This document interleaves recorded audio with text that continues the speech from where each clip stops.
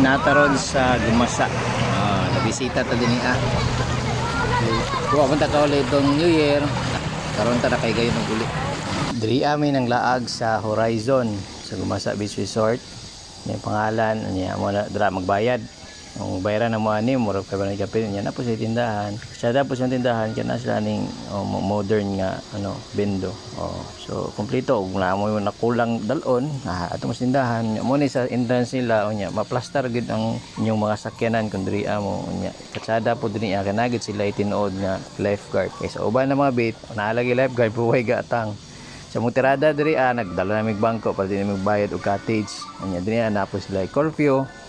Then nakaulakaw ta dinhi para makita na itong palibot kasi sada bagid okay bibiya siya para sa kuha.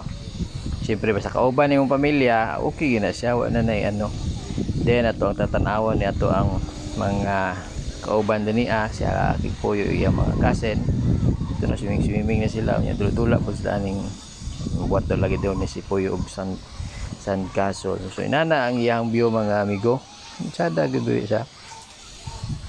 Sindot po niya sa mga kung mag weekend mo, family bonding, nindot po niya siya nga checklist inyo And then pagkagabi sulakaw na mi, excited na mi kay mga na po mi manayapon. Dinhi ata sa 90s Bistro. Muning negosyo sa nila kuya, kauban siya ang asawa na muni ang vibe riyaw. Murag kinaraan nga style ba nga restaurant. Pagsulod nimo na mo ni makita kiraan siya nga balay nga gibuhat nila og restaurant. Sada ba siya bay. Then pag sulod nimo dira natin kay makita nga mga kuyaw kay nga mga painting tanawa ra guno tanggal ang ulo. Put say meaning ato bay. Unya naapoy sa corner dinhi nga wala na pud ka sa balay ba. Lagi balay lagi nilagi. Nagibuhat og restaurant unsa man nabalik-balik ang istorya. Oy unya diri ka mag-order.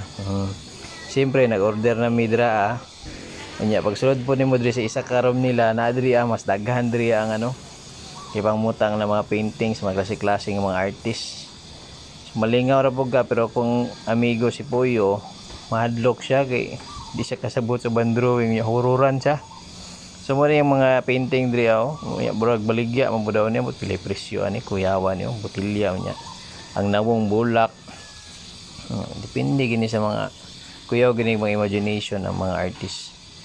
So muna siya tanawan niyo kung makabisita mo diri pwede gyud mo magtanaw ni mga art nila naara tsada po ni siya mo sa meaning ani very sad ang mga bae niya napoy bulad ani siya nga art kung magkaon ka ibitay rin mong bulad unya rice dagan na ka makaon unya mo po ni ilahang mga food packages na so kung barkada mo tagan mga pamilya pwede ni moabil mo ani yan na po sa coffee unya kasi klase dagan mo mapilian diri Sumula kung ganahan karang quesadilla.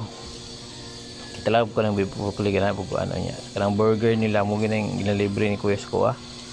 Then napos lay rice meal kung ikaw ra solo ra ka kana na imong paliton mga 100 kapin ang gasto.